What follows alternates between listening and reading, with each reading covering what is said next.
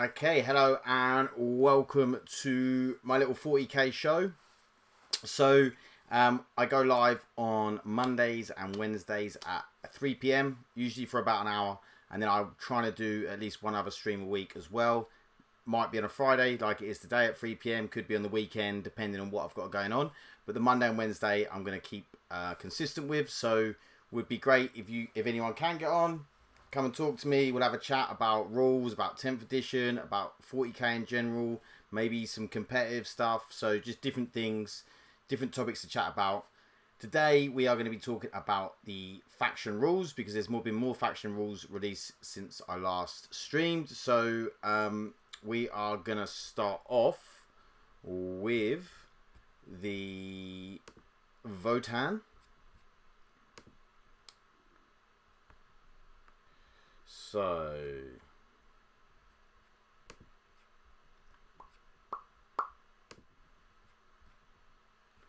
here we go. So we have the Leagues of Votann. The Void is in our veins. So I have, because I just couldn't wait, I had a little look over these. So I do know what's coming. But we're just going to go through it together. Maybe you guys can tell me some stuff that I haven't noticed or realised. So yeah, I realised I've messed something up slightly with the live stream, so I'm just gonna quickly sort that out. Hopefully, if I can. Right, let's get into it. So, the faction rules. So faction rule, the first faction rule is called Eye of the Ancestors. So this is to do with the grudge tokens.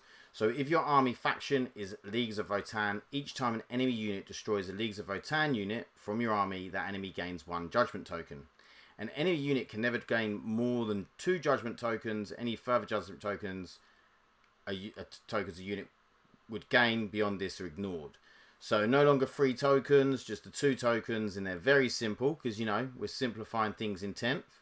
So each time a model from your army with this ability makes an attack, that targets a unit that has 1 or more judgment tokens until that model's attacks have been resolved. Apply the relevant bonuses from the table below.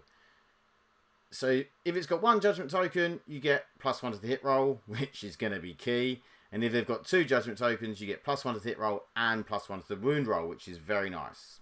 So obviously we can see this is a big change from 9th edition, and it needed to change from 9th edition because that rule with the judgment tokens was so strong that it put the whole balance of the army out so that we just could have hardly any models because it was just too good, which then actually really hindered us scoring top points. So it was really hard to place high in a tournament or to win a tournament because there was other armies that could get, if you're a good player, like a really good player. For instance, someone like Manny Chima, for instance.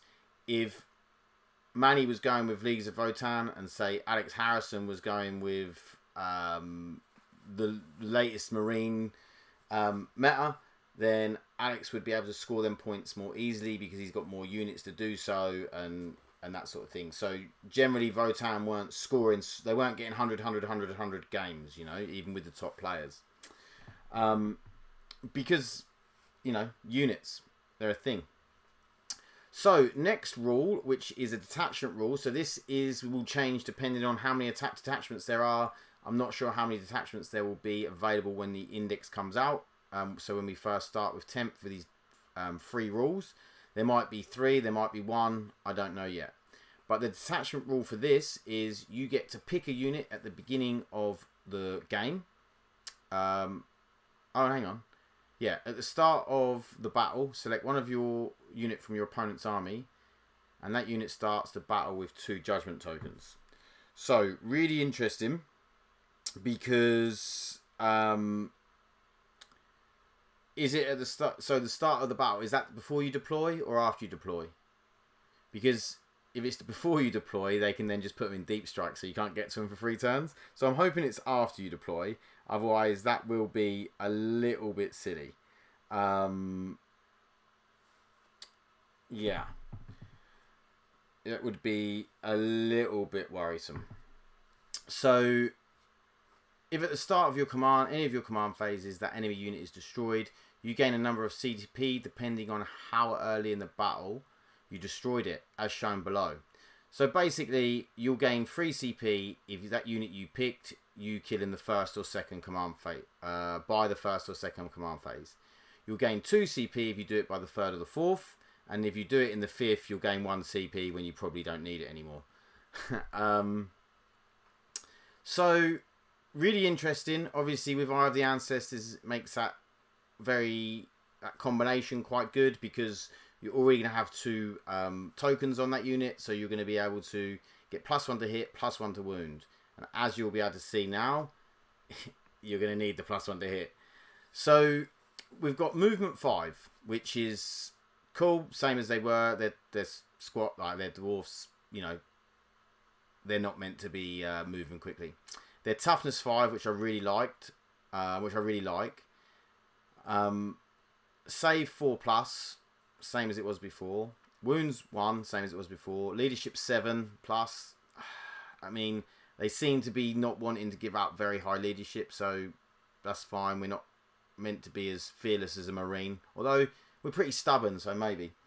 And then objective control 2. Now, I will say, I've scanned this data sheet, and I can't see anything that says void armor, which I am gutted about, because I really wanted the rules to change in terms of our output not being as good, which is obviously have by giving us a 4-up ballistic skills. You'll see it from this data sheet, and 5-up on the heavy weapons, so you can't get better than a 3-up basically, even with judgment tokens. And I'm not even sure if you'll be able to get a 3-up, because it depends whether +1s to hit can stack. Does anyone know if +1s to hit can stack in this edition? I'm assuming not, because you couldn't in 9th, so that means you might never be able to get them better. The heavy weapons hit better than hitting on a 4, which would be a shame. The Magma Rail Rifle as well has been shortened in range, I believe. But yeah, so no void armor, so you've got no rerolls to so people can reroll to wound against you, which is, it was such a good rule. And then obviously the armor of contempt, ignoring AP1, which I can understand why you take that out, because the AP's been dropped. But if we could just have the not being able to reroll to wound, I think it was such a cool rule in terms of making like Leagues of Votann this durable unit. There's different rules. I like to see different rules for different factions, and I feel like we're seeing a lot of the same rules just all the time, you know. He says, that's cool, as you can choose between the unit you want dead or a quick fix to get your CP early. If you do kill the unit you want dead turn 1, your opponent is going to be really far behind.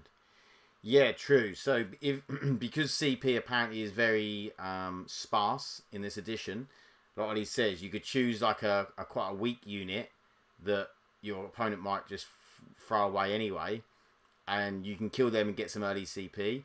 Or you might be like, no, right, let's put this on a unit we know that we need to kill. Straight 2 tokens. You know, it's a bit of a choice. So, yeah, brilliant there, Ollie. So, scan to some weapons. The bolt pistol and the bolt are basically just, one's 1 shot, one's 2 shot. The pistol's 12-inch range. The bolt's 24-inch range. Both hit on 4s. Strength 4. 0 AP. 1 damage. Nothing very exciting. The Etikarn Plasma Beamer, which is now, beamers have no longer got a beam. They're just sustained hits D3, which is alright. It's not bad, but it's only 1 shot, so the chances of you hitting a 6 is slim. Strength 4, ballistic skill 4, strength 8, -3, 2 damage. There's a plasma pistol version. There's 6-inch range. I'm not very excited about them at all.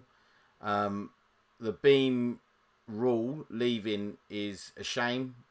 I think they're trying to, again, simplify things. They just got rid of it. They just seem to be trying to... We're losing a lot of flavour, I feel, by simplifying. But I don't want to be negative, you know. Let's be positive about the new edition. So next up is the high... Oh, they have put, though, the High-Las Auto Rifle and High-Las Rotary Cannon on this datasheet because it's in the Kill Team datasheet. And I assume you'll be able to get them in new models when they're coming out. Ion Blaster, Ion Pistol. So the Ion Blaster is 18-inch range, 1 attack. Ballistic Seal 4, Strength 5, -2, 1 damage. So it's a bit better AP, which is quite nice. Then we have the L7 Missile Launcher. So you have the Blast... one which is D6 shots, 24-inch range, Ballistic Seal 4+, Strength 4, 0 AP, 1 damage, and then the focused one which is Strength 9, -2, D6 damage.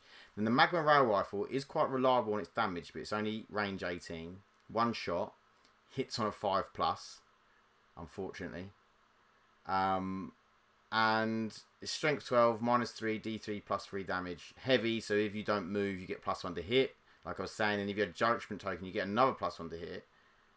But, hang on, does that say your weapon skill? No, it just says add 1 to the hit roll. So if you can't stack hits, then you're never going to get this above a 4+. And it's got Devastating Wounds, so there'll be mortals if it's a 6 wound roll, which probably won't be. Then a couple of close combat weapons for that Sergeant. Oh, okay, so the abilities, sorry. So, Luck has Need Keeps, Tile Earns. At the end of your command phase...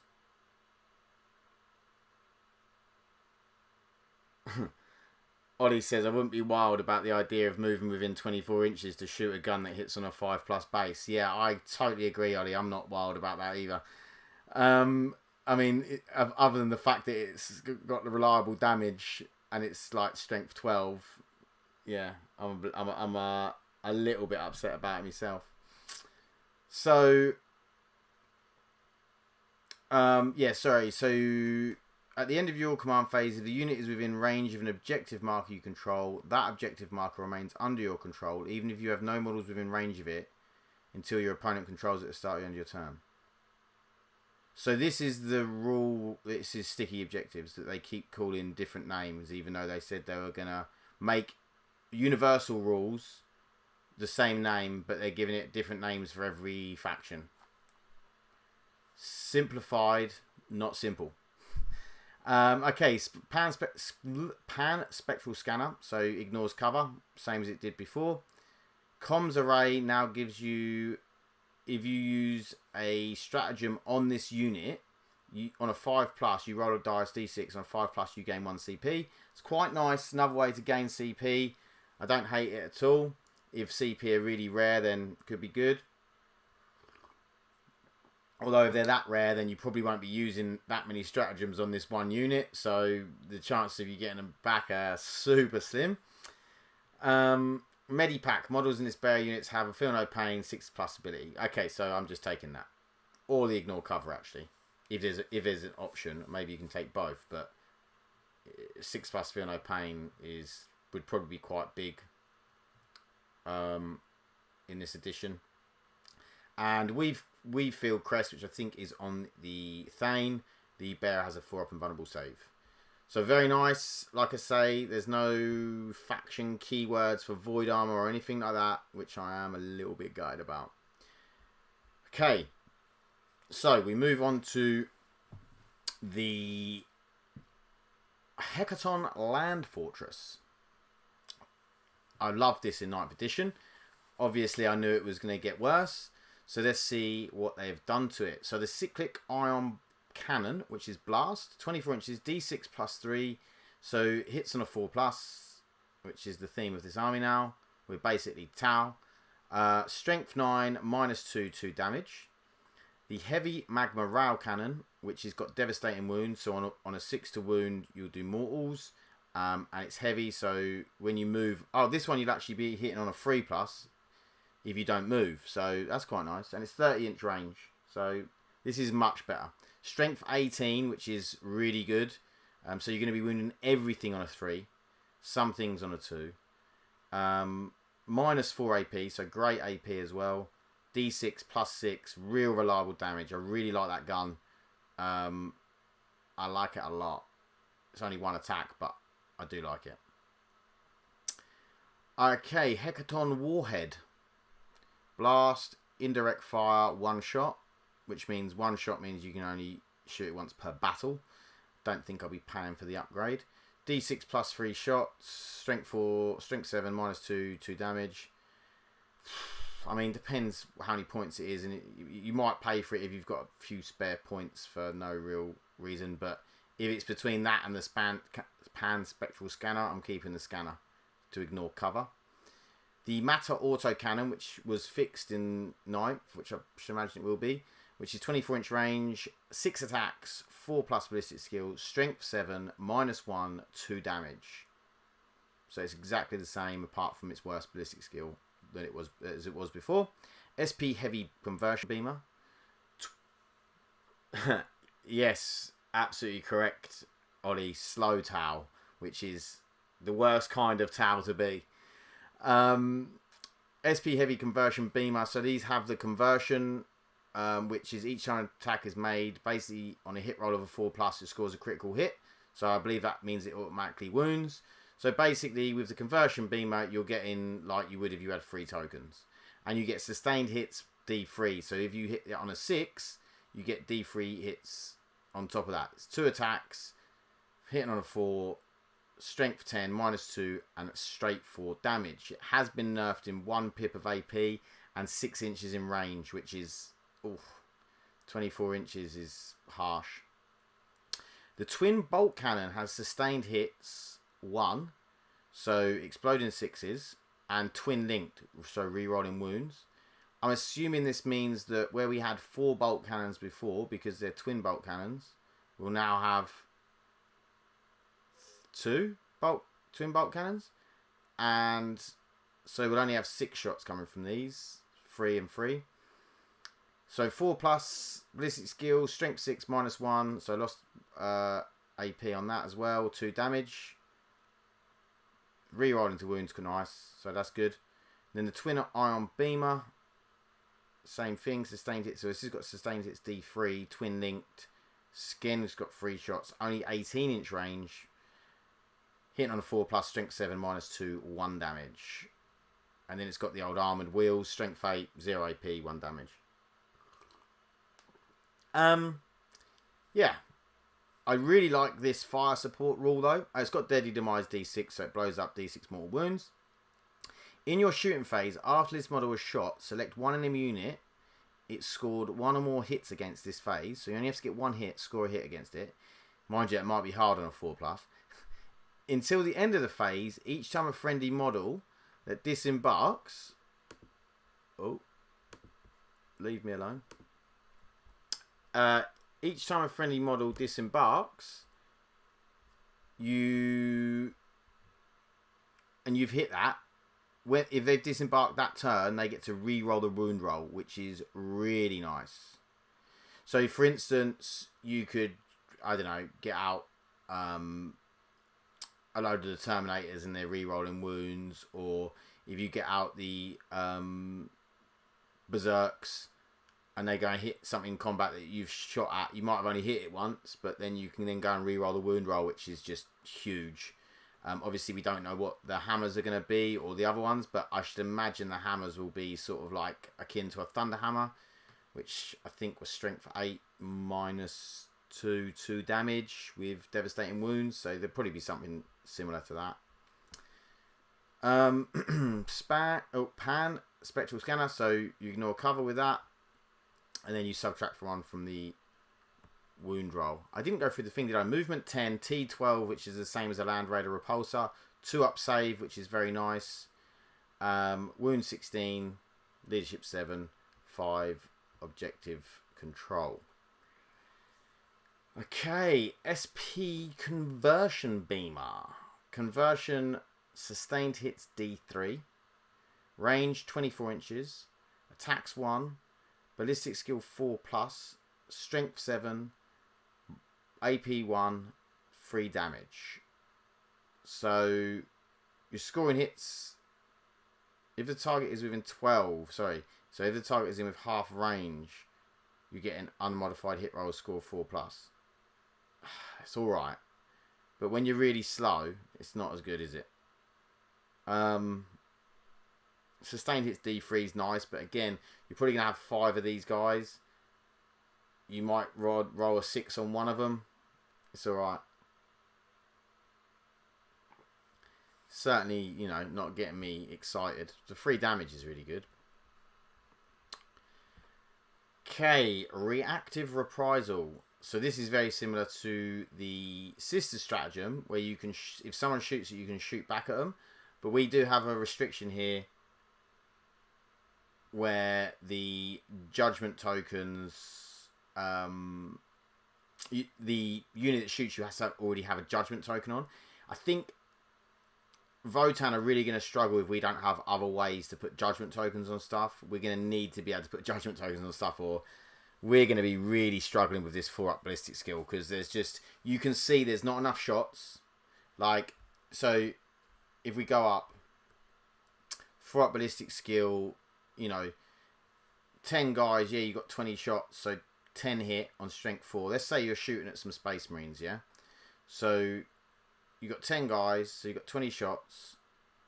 You hit half the time if you're hitting on 4s. You wound half the time if it's strength 4. So they've 4 wounds. No, 5 wounds go through. And then they save 3 of them, so you kill 1 Marine. It's not... I mean, it's meant to be less killy, I suppose, so just going to take a long time to kill each other. Maybe we'll just end up with, like, pretty much having 1,800 points left on the table at the end of the game.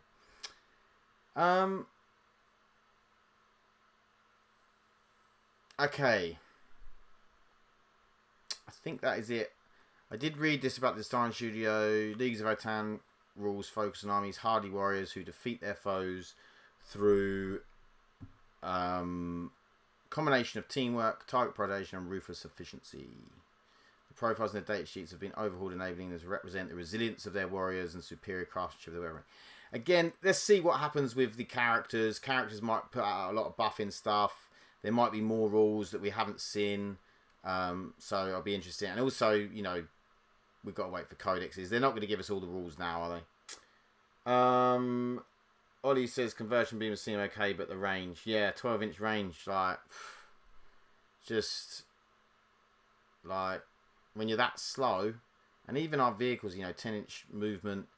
It's not like you can get in within 12-inch range like easily, and then once you do get within the 12-inch range, you're probably getting messed up. Harley, they will be great from deep strike, getting D3 extra shots on a 4+. You don't get D3 extra shots on a 4+. I think you get D3 extra shots on a 6, and then any 4+ is a critical hit, which means it auto wounds. So you don't get D3 extra shots on a 4+. As far as I'm aware. I might be wrong though. You might be right. Maybe I've missed something. Is it because... Is it to no, a critical hit counts as a 6 to hit, I'm sure.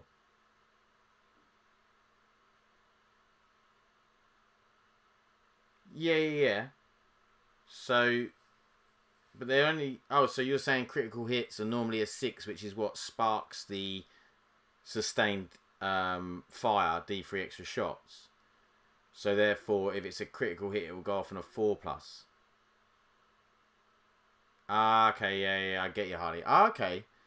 So that does sound not quite nice. Yeah, like you say, if you can come in from deep strike or something and land and then get that off, that could be good. Yeah, you're true.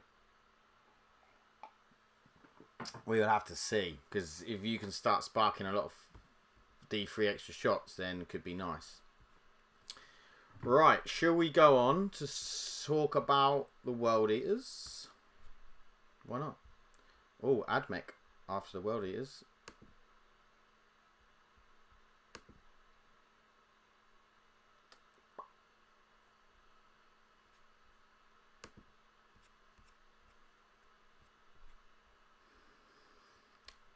Blood for the Blood God!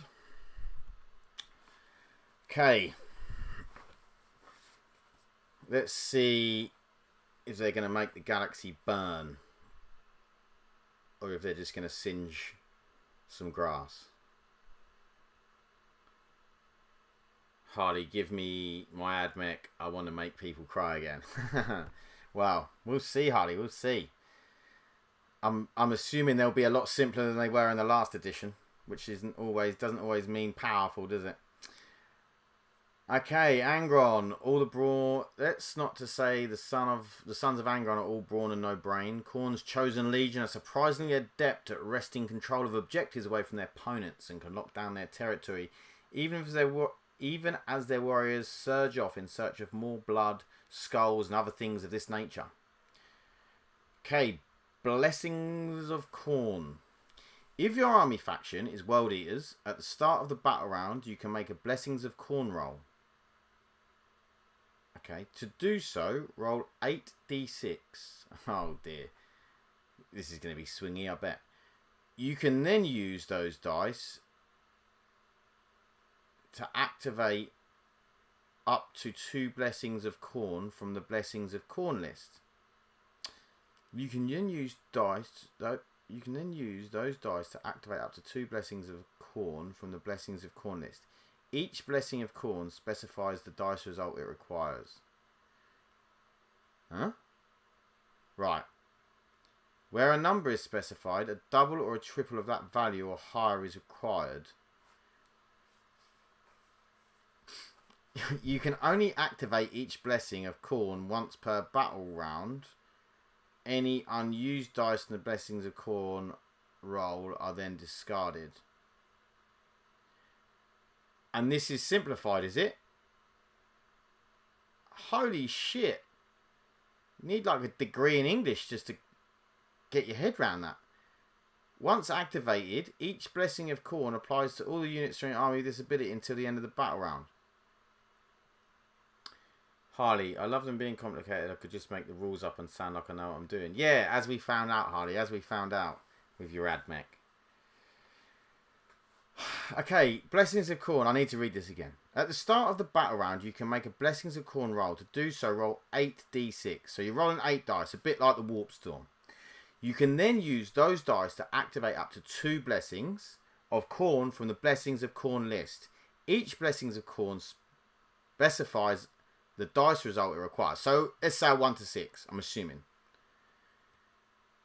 But you have to have rolled a double or a triple of the one you want to activate it.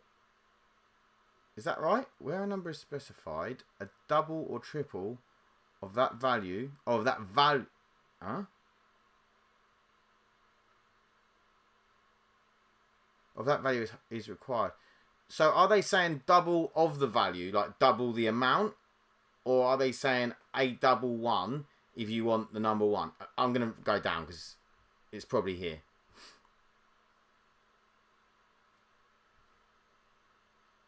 Is this the Blessings of Khorne? Of course, it's 8 dice, so exactly what you need to do with these rolls.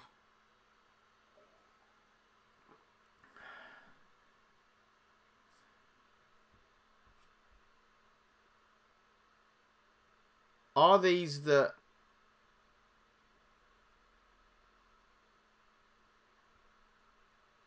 Oh, okay, good. So, Ollie and Harley are saying that they were confused as fuck as well. Of course, so, these are the blessings. So, add 2 inches to the move characteristics of models in this unit. Rage, Forward, Invigoration. So, you can get any double, and you can get 2 inches to your move characteristic. Wrathful Devotion. Any double, and you can get this as well. Models in this unit have the Feel No Pain 6+ ability. I feel like, could they have not put the 6+ Feel No Pain ability? Feel No Pain 6+ sounds like it's written wrong. If models in this unit already have the Feel No Pain ability, add 1 to their Feel No Pain rolls. Oh, so they could get a 5-up Feel No Pain. That's very nice. Okay, so now you have to specifically get a double 3. A double 3+. So anything free, like you can get a double 5 and still use this. Is that correct? Someone help me out here. Ollie, is that right? If you get like a double 4, you can still get martial excellence. But anyway, melee weapons equipped by models in this unit have the sustained hits 1 ability, so you get in exploding 6s on that, on the melee weapons, which is really nice because they'll probably have quite a few attacks, I should imagine. On a double 4+ or any triple, so I do think I was right. On a double 4+ or any triple, each time a model in this unit is destroyed by a melee attack, if that model has not fought this phase, roll 1d6 on a 4+, do not remove it from play. The destroyed model can fight after attacking models unit has finished making its attacks and is then removed from play. Ollie has confirmed that I am correct. It is 3 and better. Okay, so basically you're getting fight on death on a 4+ for total carnage. Warp blades on a 5+ or any triple. Melee weapons equipped by models in this unit have the lethal hits ability. Lethal hits is auto wounding on 6s. And then unbridled bloodlust. This unit is eligible to declare a charge in turn in which it advance. So double 6 or any triple of 4+, you can get advance and charge for your whole army, which is pretty good. Remember, this is the game getting more simple, Harley. Yeah. Hello, Michael. How are we? Old Clodmeister. We're going through your army's rules, Mike. The old world eaters. Just letting you know, Mike, the rule, your main army rule takes some getting your head getting round, but the actual abilities though look really good. Do you like them, Ollie? I feel like, you know, advance and charge. I mean, the only thing is obviously is how random it could be. You could have a really bad roll and not want the ability that you want that turn, and that's where I think the problem comes in. You know, say you want advance and charge on turn 2, because that's probably when you're going to really want it, and then you end up rolling, I don't know, a load of 1s, and you just get a 6-no feel no pain ability instead. So, although it's any triple, well, that's any triple above a 4+, so yeah. Yeah, although it's 8 dice, the chances are relatively high. Not to get any triple, but for the other ones. The unbridled bloodlust might be a bit more rare. Mike, remember, I have a simple brain. As do I, Mike, as do I. And reading that nearly gave me an aneurysm. So I'm not sure where the simplified came in from GW there. Ollie says, advance and charge and 2+ movement is great, but yeah, if you don't roll them, you lose. Yeah, I mean, that's a big if, innit? Harley, is exactly what Chaos get a worse version than the Marines getting advance and charge for 1 turn. For 3, Chaos need a 4/4 or a double 6. Yeah, you're exactly right, Harley. So, obviously, with that detachment rule, Marines can just advance and charge when they want it. They get to choose the turn they get it. Whereas Chaos, you know, you've got to roll the dice and cross your fingers and hope you get it on the turn that you really want to get it. Okay, so Khorne Berserkers, the main boys of the World Eaters. So we have movement 6, as we would have thought. Toughness 4, as we would have thought. 3 up save, 2 wounds, 6 up leadership, and objective control 2. So basically it's the same as a Marine. They are Marines at the end of the day. Bolt pistol, 12-inch, 1 attack, 3+ ballistic skills, strength 4, 0 AP, 1 damage. Plasma pistol, yep, so -2 or -3 for supercharging, strength 7, strength 8, and 1 damage, 2 damage. All seems pretty normal. Berserker Chainblade or Cornate Eviscerator. I like the names. Attacks 4 on the Chainblade. So it's weapon skill 3, strength 5, -1, 1 damage. Oh, the Eviscerator looks naughty. Attacks 3, 3 up weapon skill, strength 8, -2, 2 damage. Ooh. Ooh. Suit you, sir. That would be very nice. What does it say at the bottom? Before selecting targets, select one of its profiles to make an attack with. So I'm gathering you can equip them with a chain blade. They're equipped with a chain blade and an eviscerator. Is that right? Michael, blood for the blood god. Yeah, interesting. Let's have a look at their special abilities.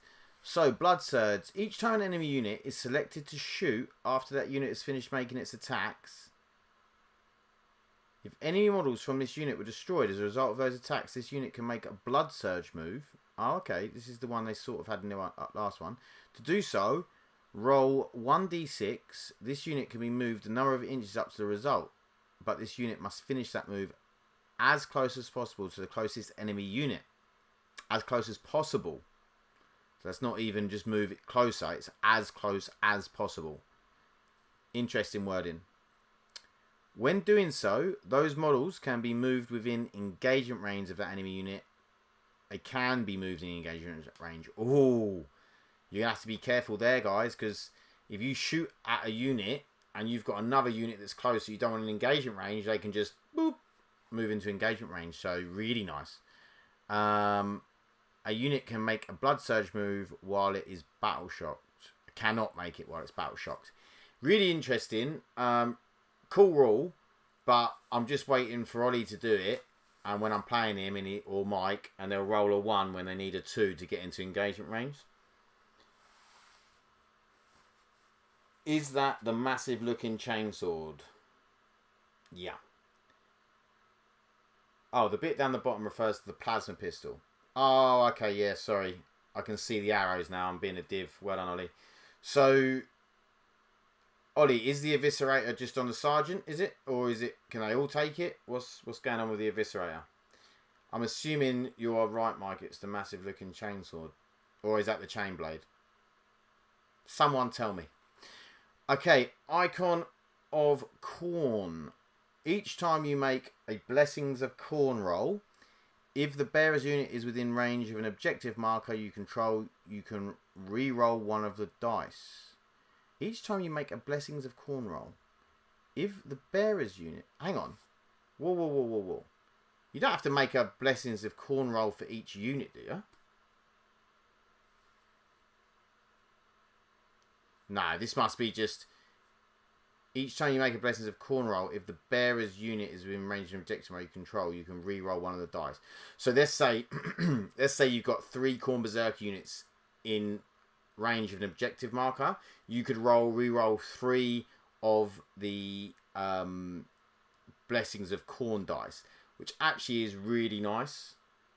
Ollie's saying one of the guys can take the Eviscerator, but still, really good. As in really good weapon profile for this edition 8. Icon of Corn is going to be huge.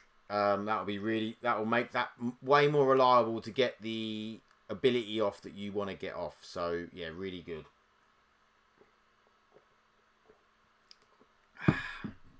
Okay, moving forward. Oh, Angron. See you later, Mike. He's got to go pick up the kids. Love you too. Okay. Without showing off the Red Angel himself, though, you'd be so incredibly wrong. Angron has barely finished tearing the last edition to pieces, and he's already back. I mean, I don't know if he was tearing it to pieces. Just as you expect from an unbanishable demon. Unbanishable. Okay, movement 14. Oh, they've taken him down a couple of inch movement. Am I right? He was 16-inch movement, I think. So they've taken him down a couple of inches. He's only toughness 11. I was expecting him to be tougher than that. I mean, I was expecting him to be at least as tough as a Land Raider. I'm not going to lie. So las cannons are wounding him on 3s. Let's have a look to see what he's got to make him more durable, though. Save 2 up, which is nice in this edition because there's not as much AP, it seems. 16 wounds. Okay, so he's got 2 less wounds than the Greater Demon. 2 less wounds than Be'lakor. Very interesting. Is it relevant, the 16 wounds and the 18 wounds now? Is it because the towering thing, if you haven't got the towering thing, it doesn't matter, I'm assuming.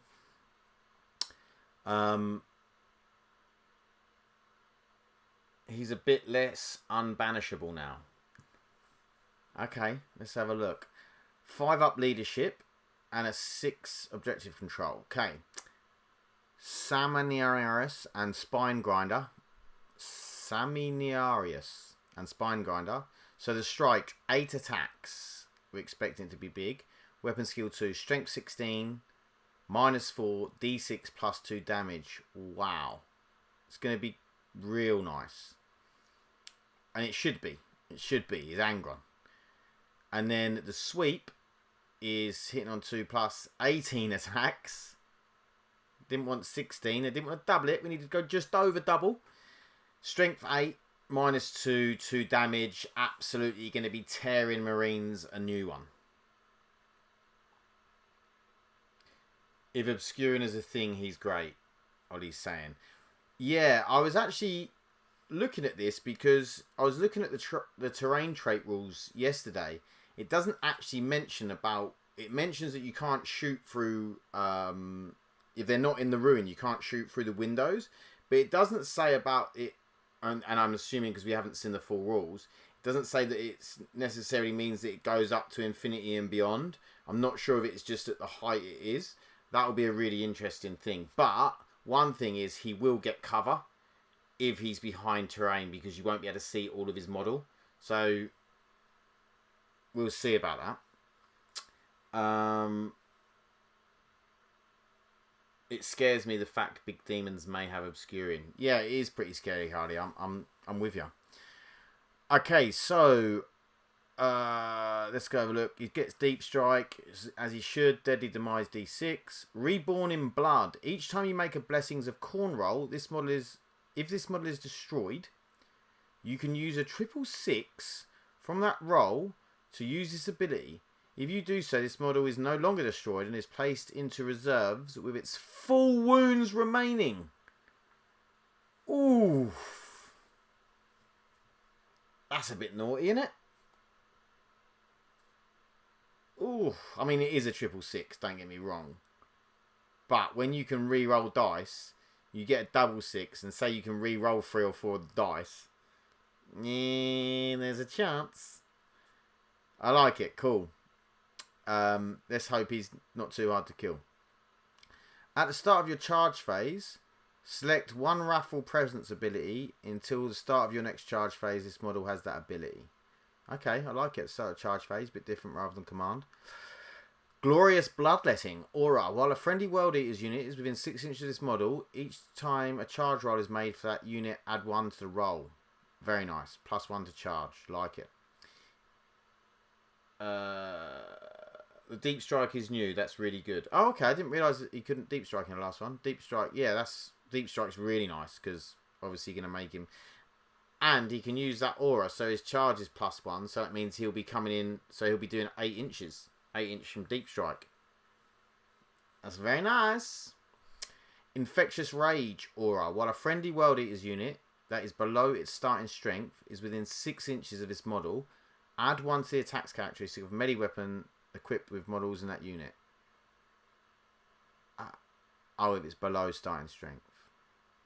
Okay, it doesn't have to be under half, so they could have just lost 1 guy.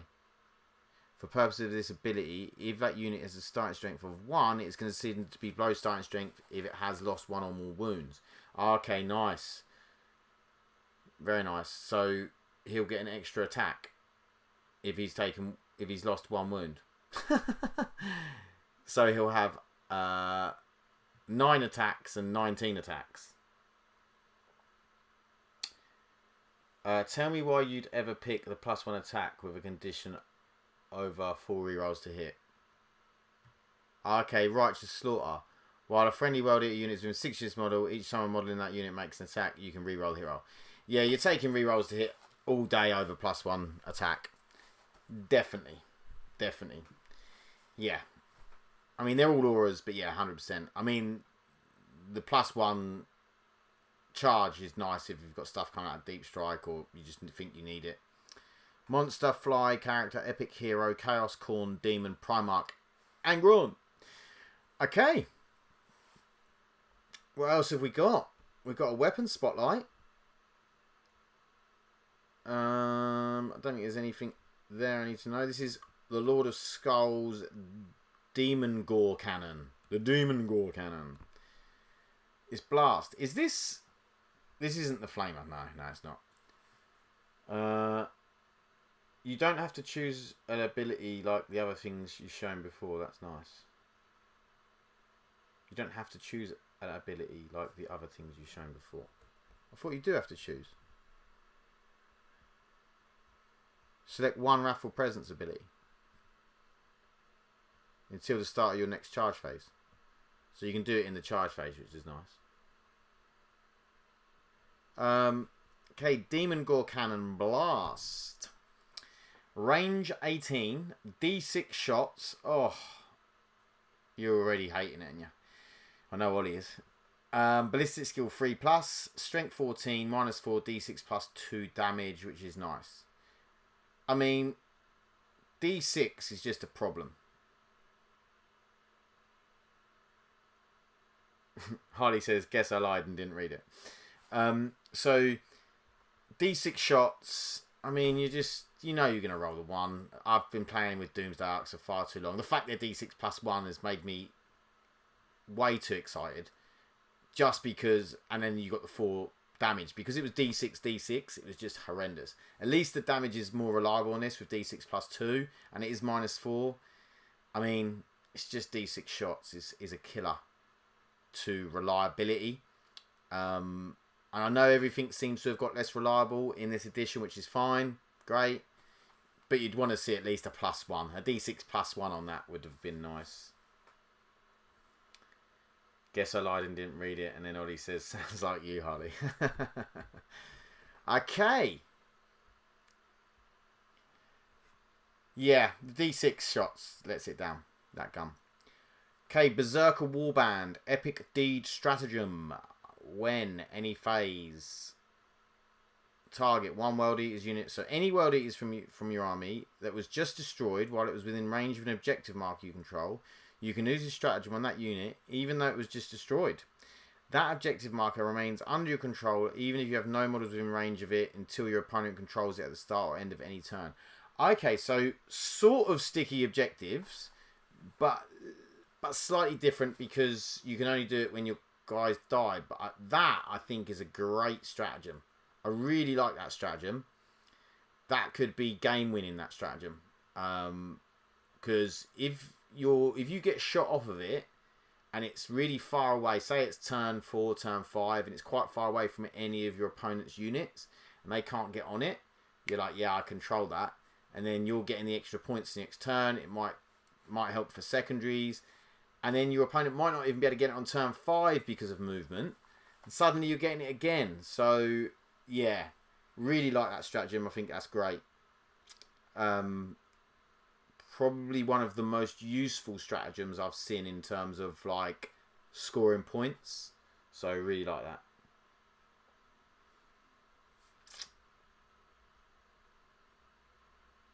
Oh. This strat makes me sad. Sticky because there is blood all over it. Why does it make you sad? Why does the strat make you sad? I think it's a great strat. It's cool. Make one unit go on an open objective. Make it sticky. Now you don't have to commit again. Yeah, exactly, Hardy. You then make them commit and then you come out of... yeah, you can then come out of some terrain and smash it, especially with berserkers and things like that and world eaters. You want to entice the enemy in and then go out. I mean, if I'm gathering cow spawn, will have the World Eaters unit thing. So you just go out there, stick a cow spawn on the thing, they get killed, and then you play this thing, and then they're like, okay, people have then got to come to you. I like it. I think it's cool.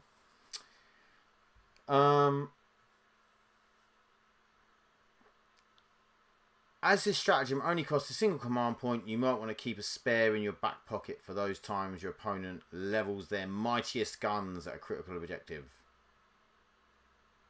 Imagine your opponent's face when even killing a last unit sat no objective can keep you from scoring. Ollie, because it's a memorial to the dead guys who used to be on it. Oh, okay, fair enough. But you like the stratagem. Harley, I was going to say can't wait for Ollie to use a spawn to do this. Yeah, 100%. Hi, Drutavian. The sticky objective is good as it counters what seems a core rule of destroyed transport occupants, counting as battle shocked. Ah, okay, yeah. I see what you're saying. So when they die, if they weren't holding it, you could then use a stratagem. The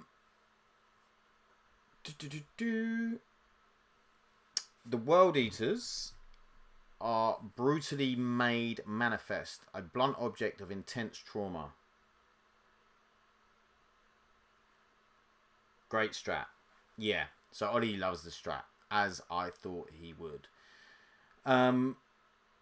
Underwhelming firepower, hyper-violence of bloodshed, says Rich from the Warhammer Design Studio. When designing the rules for the World Eaters, it was clear that they shouldn't have to rely on tricks, shenanigans, or any kind of overly complex interaction to get their points across. You joking? Have you seen that first rule? They are not subtle or cowardly, and neither are their rules. With high strength attacks and AP values across the board, every unit hits like a truck with no brakes, going downhill. Their army rule, Blessings of Corner, allows them to adapt on the move in order to provide just the right type of senseless violence. I don't think movement 2 is senseless violence, but at just the right time. And additionally, perform signature moments such as the potential gore-fueled resurrection of the unstoppable demon Primarch Angron. Interesting.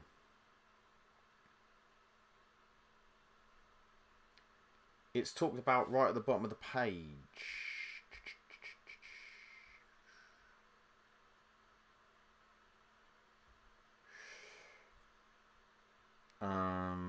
As in, where are we going? How far down? Note that you still can't blood surge when your transport gets destroyed. Okay. Units forced to disembark when their ride goes boom are automatically battle shocked that turn. Ah. I see. So if your transport gets destroyed, so does that mean it doesn't matter what you roll, it's not if it blows up, it's just if your transport gets destroyed and you have to get out, you're automatically battle shocked. That's very interesting. That does make transports a little bit less good, which I do like that there's a bit of a downside to transports, because I was feeling like it was really, really strong. And so maybe it's not quite as strong now. Well, thanks for pointing that out, Drutavian. Perfect. Really, really good insight into some of the other rules that are coming. You know, some of the things that we haven't seen. So they can't blood surge, which is... What is blood surge again?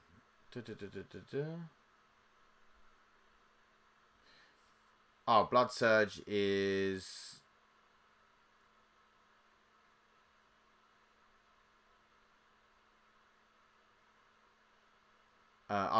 movement.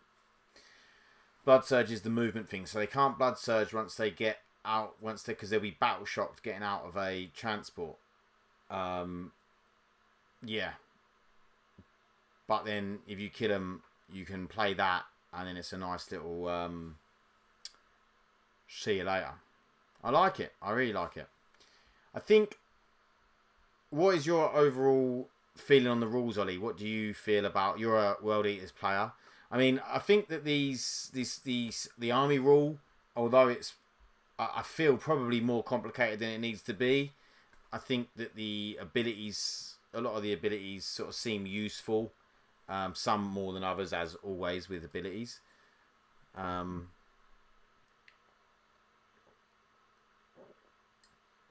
think the stratagem's really nice.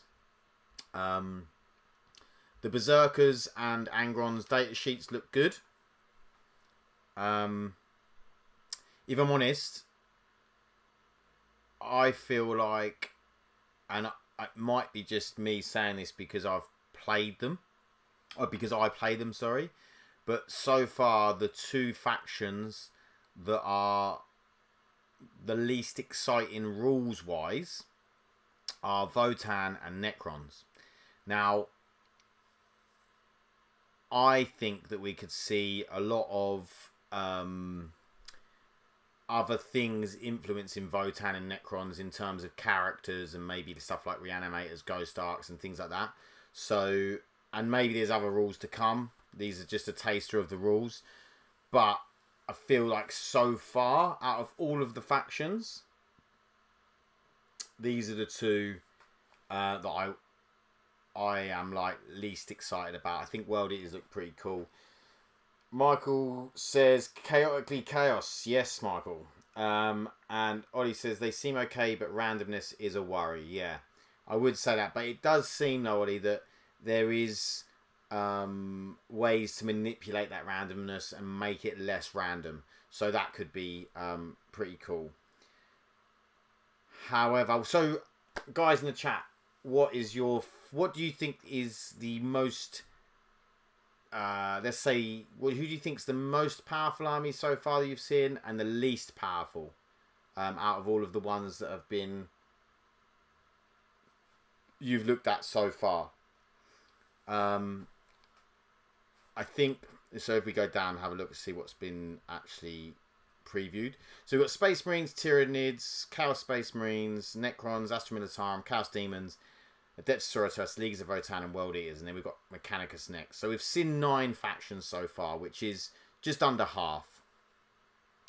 For me, I like a bit of reliability in an army that only works in one phase. Yeah, agreed. Although you could have a Land Raider, Ollie, and just, you know, a couple of las cannons. Marines on top, Crons at the bottom, Drutavian says. I would say that, yes. Marines, for me, look the most powerful at the minute. That Oath of Moment is just crazy. Ollie says most powerful Marines, least Necrons. Okay.